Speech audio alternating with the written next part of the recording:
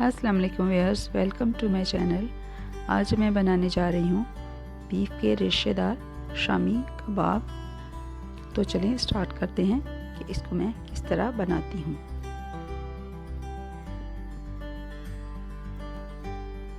इनको बनाने के लिए मैंने प्रेशर कुकर लिया है कि ये जल्दी गल जाएं, और गोश्त मैंने बीफ का लिया है, आप मटन भी ले सकते हैं। ये है 1.5 किलो यानी कि 1.5 kg, और इसमें थोड़ी हड्डी और थोड़ी चर्बी भी है। नमक मैंने डाला है 1 टीस्पून, ये है पिंक सॉल्ट। पानी है 4 कप। ये डाल के तो मैंने फ्लेम ऑन किया और इसको मिक्स करके मीडियम फ्लेम पे मैंने 30 मिनट के लिए कुक करना है, इतना कि ये गोश्त 80% तक गल जाए।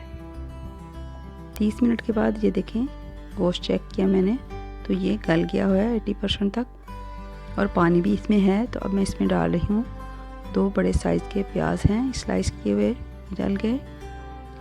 और इसके अलावा हरी मिर्चें हैं, ये 10 अदद तोड़ के डाल दी मैंने। आप इसको पेस्ट बना के भी डाल सकते हैं। सूखी लाल मिर्चें हैं 8 अदद। अदरक लहसुन की पेस्ट है 4 टेबल स्पून। दाल मैंने ली है 2.5 कप। इसको मैंने 4 घंटे के लिए भिगो के रखा कम से कम, इससे ये अच्छी तरह गल जाएगी। ये डाल दी मैंने। नमक 1 टेबल स्पून डाला। धनिया पाउडर है 2 टेबल स्पून। गरम मसाला पाउडर है 3 टीस्पून। हल्दी 1 टीस्पून ये डाल दी। और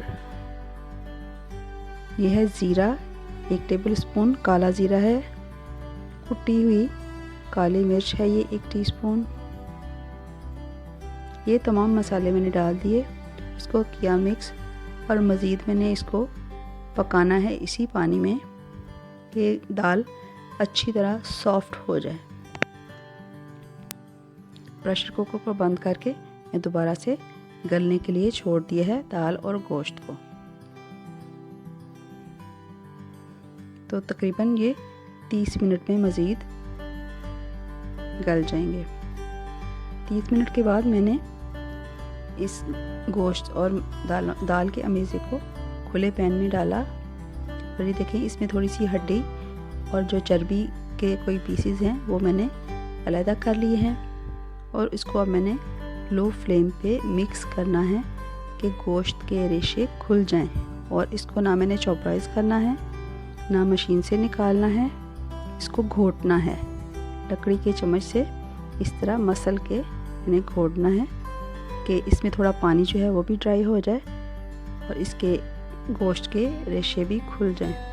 तो ये देखें, ये तमाम चीज़ें हो गई, रेशे भी इसके बन गए हुए हैं, खुल गए हैं गोश्त के।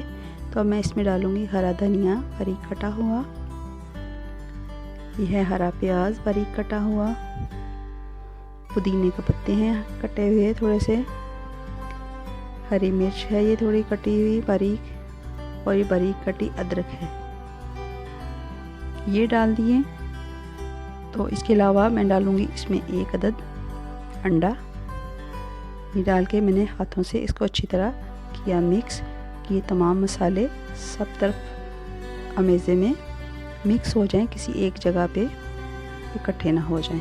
देखें, इसको आटे की तरह मैं गूंद रही हूँ अच्छी तरह।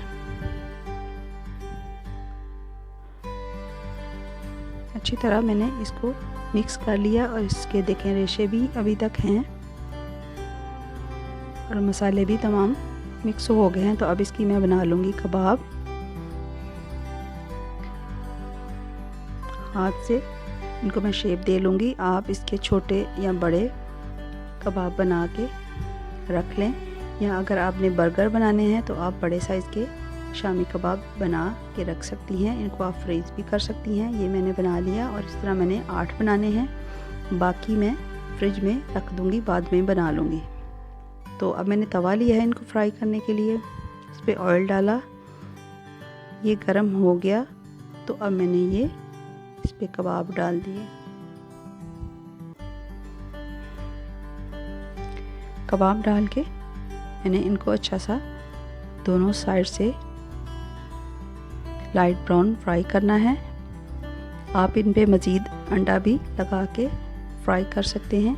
ये मैंने डाल दिए तवे पे और अब मैं इनकी कर लूँगी साइड चेंज।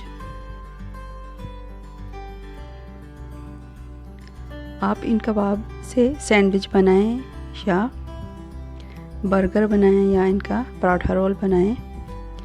इनको चाय के साथ सर्व करें या खाने के साथ सर्व करें। इनको हम बहुत तरीक़ों से इस्तेमाल कर सकते हैं और बहुत अच्छी ये रेसिपी है, आप ट्राई ज़रूर कीजिएगा। तो ये देखें मैंने डिश आउट भी कर लिए हैं और ये कितने अच्छे रेशेदार बीफ के शामी कबाब तैयार हो गए हैं। आप भी मेरी रेसिपी को ट्राई करें और मेरे चैनल को सब्सक्राइब करें। और आगे रमज़ान है तो आप इनको बना के फ्रीज़र में फ्रीज़ भी कर सकती हैं। शुक्रिया, अल्लाह हाफिज़।